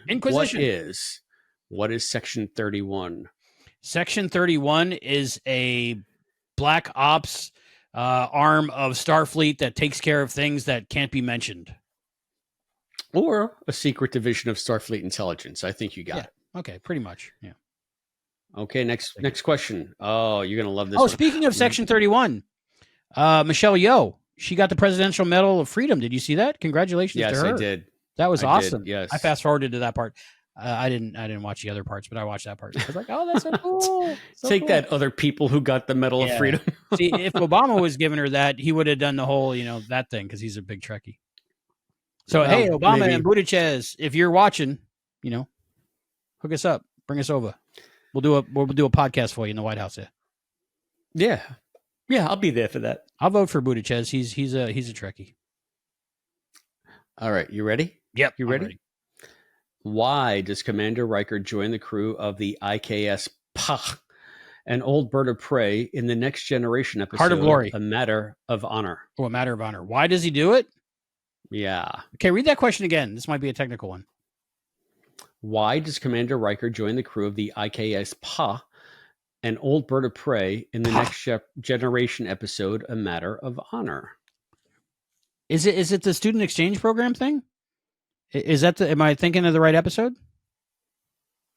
Yeah, it's an officer exchange program. Officer exchange program. They changed first officers, so why does Riker he went join on the crew? to. That's it. That's the whole thing. Okay, it wasn't That's like the answer to do something on the. Okay, no. Officer exchange program. I just thought that was a given. Okay, yeah, no, you got it right. Okay, you're cool. overthinking. I'll take it. I think you're going to get this one. Throughout the Star Trek Voyager series, does the Doctor ever decide upon a permanent name? Yes. In the final episode. But we won't spoil the name for people. What? Do you want to qualify? Yes, in the final episode. You're wrong. How am I wrong? It says no, though he does have a name in an alternate timeline in the series' final episode. That timeline doesn't exist anymore. Damn it. Oh. So, you done messed up on Voyager, son. The original timeline's still real to me, damn it. So I don't get it. So no. I like that he was going to be Doc Zimmerman, though. Which the weird thing about that is because for production designer Herbert Zimmerman, But Mm. Jerry Ryan, which is often paired with the Doctor, her maiden name is Zimmerman. Jerry Lynn Zimmerman was her original name. Oh, okay. And what does it have to do with the character Of Doc Zimmerman? Oh, yeah, why did the Doctor in the Star Trek Bible was called Doc Zimmerman, and he was supposed to get that name halfway through season 1, but they never did. Okay, but then you said then they paired him with Jerry Ryan, so I thought that the fact that her name was Zimmerman and somehow influenced the fact that they didn't want to use that as the Doctor's name or something. Just crazy coincidence. I thought you're just non sequituring all over the place. Yeah, I am. I do. All right. I'm 7 of 9 in conspiracy theory. Is it? You ever seen that one? That's a good one. Do you have a Trek and Tell? I'm sorry, I'm yawning. Oh, Trek and Tell. 2:30. It's 2:30 in the morning. Now, I found this by going ack. I do have a Trek and Tell. I got this by going back to the 21st century, traveling in time and space to get actual paper. You went back to the future. In time. Now, I haven't read this yet. I was just grocery shopping this week, and it was at my local grocery store. And they do this about once every year where they put out another Star Trek magazine that has the same photos and the same stories and the same information. Did you know Lucille Ball was instrumental in helping Star Trek get started? I heard that was Apocrypha. Well, there's an article about it. And they add things here and there when stuff comes up. Yeah. Ooh, Michelle won the Oscar. Yeah. It's different things. So they do update it. But it's like, and every year they get more and more expensive, and it's just the same thing. But I'll read them cover to cover. I guess that's all right. My religion, maybe. I don't know. But after I bought this, I found the title funny, so I wanted to show it to you. I'll let you read the title out loud if you can. Can you see the screen? I have to maximize you here. It says, just hold it still. A complete fan guide to Star Trek and Discovery Season 5. Even Star Trek magazine is bagging on Disco. It's all about Star Trek and Discovery. I was like, what? That's after I bought it. But I just thought that was funny. And it's the same picture, same stories, written by AI and other things. But you gotta buy it. You can't leave it sitting at the grocery store, right? Otherwise, they won't put another one out for me to buy next year. I think that's the way it works, yes. And so when you go to the 29th or 32nd century, you'll have toilet paper. Exactly. You and Tilly. Yep. Well, we're like cavemen here. All right. So, do you have a Trek and Tell? You got a book you want to really don't. Or something? I mean, I got books behind me, but I've already showed you a lot of my books. Oh. So was there any? I feel like I'm a one-trick pony with Trek and Tell. I don't really have a lot of Trek stuff. So check your stoop. Yeah, right. No. But, was there anything in the Nitpicker's Guide for this episode? It's over there. That might be a Trek and Tell combo information. Hey, of course there wouldn't be anything in the Trek and... I have the Next Gen compilation. Oh, that's nice. Companion that somebody sent to my stoop. Was it on your stoop? That's a good one. I had that on my stoop after the Nitpicker's Guide got to my stoop. To your stoop.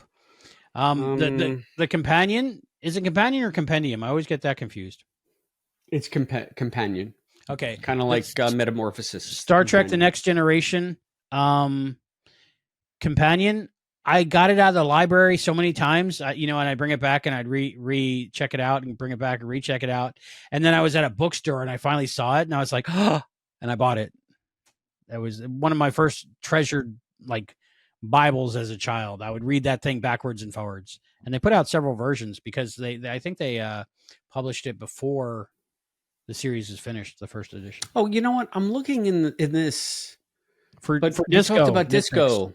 Yeah. There's not going to be Disco nitpicks in this. Nope. That makes sense now. Yeah. You know what? Because we keep thinking we still have to do Lonely Among Us. Lonely Among Us. We just watched that too, but it's getting too late to do that tonight. We'll have to do that another time. We'll do it though. Is there any little hints about Lonely Among Us you could tease our crew with? Because this is only our crew going this one. Lonely Among Us, something to watch out for before you watch Lonely Among Us. And I was wrong; it wasn't. I'm going to read you the trivia questions. For okay, great. Ooh, ask me. You might know. Whose theory on dilithium crystals is Wesley studying? No clue.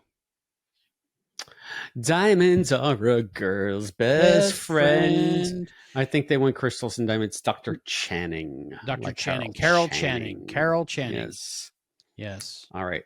You better get this. Okay. What is the name, rank, and title of the Starfleet officer who gets killed in this episode? Assistant Chief Engineer Singh. Yes. Woo! And I don't know their first name. He's got a rank though. You gave his name and his title. What's his rank? Damn it. Commander? No, you lose, sir. Lieutenant. Good day, sir. Well, Good day, sir. Now you I say Lieutenant. Yeah. Lieutenant Singh. Yeah. It's We got a lot to talk about Lieutenant Singh. He's going to make the thumbnail, I'm sure. You know it, Lieutenant Argyle Singh. made the last thumbnail, so. Everybody loves Argyle. Yeah. Everybody loves Singh for the 5 minutes they're on screen. So, hey, we need to get our ratings. Final thoughts and rating. Final thoughts and ratings. Final thoughts and ratings for Discovery Season 5, Episode 6, Whistlespeak, Chris. Oh, I'm going to give this one. I'm going to give this one 2 friendly abuelas out of 5. Aw, 2 friendly abuelas. 2 friendly abuelas out of 5. It had some okay ideas, but at the end of the day, I just didn't find it compelling in any way. So had nice production value, kind of. It did, yeah. Anyway, and final thoughts. Yeah, I don't know that it's going to be like an all-timer, but for Disco, it's kind of a pleasant respite, but at the same time, it makes it stand out all that much more because it seems so disconnected from the main story of the season. So yeah, I get it coming and going. I can't. It's kind of good, so it doesn't fit. So I can't really like it. I think in the future you might rewatch this episode and enjoy it more. I like I said, I enjoyed it more each time I watched it. Oh my final thoughts on the episode was I enjoyed it. It was a welcome respite, like you were saying. At least it was welcome to me. I enjoyed the classic Trek feel of the episode. I liked the continuing storyline with Hugh in this episode. I liked it more than last episode. Last episode it made no sense. This episode, it really worked for me. I liked the character interactions. I liked the child-father relationship, even though it was messed up and it needed work. I did like seeing that. I liked the exteriors. I liked the set. I kind of liked the puzzle, even though you can't think about it too hard or you go cross-eyed because it doesn't make sense. I liked a lot of things in it. I enjoyed it. And I wrote down 3 after my first time, and the score kept just going up. Wow. Okay. Every time I watched it, because I just found more and more about it that I enjoyed. So I'm actually going to give this a Disco 4.7 Serenity Walls. Oh, okay. I don't know what Serenity Walls are. It was that wall where the numbers were on inside the chamber, the chicken scratch numbers. That was called the Serenity Wall. And Serenity got a shout out in this episode. You know how hard I worked to get Serenity a shout out on Quantum Leap?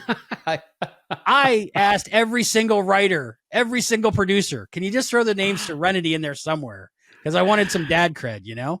And they're like, I'm sure we'll do it next season. It got canceled. But I digress. You know, that's why it got canceled. So thank you, Albie. Thank you very much. Serenity, right? Anyway. They're just like, all right. You know, I'd rather not. Anyway, one of us got a shout out. Anyway, anywho, but it was cool to have the Serenity Wall, so I had to go with Serenity Walls. If there wasn't a Serenity Wall, I would have gave it 4.7 bowls of chicken, or no, mofongo con pollo. Mofongo con pollo. Okay, mofongo con pollo.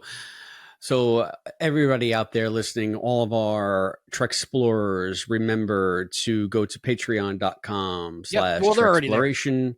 Tell us what you think of this episode. Give us your mofongo con pollo recipes. Yeah, and, I need a recipe.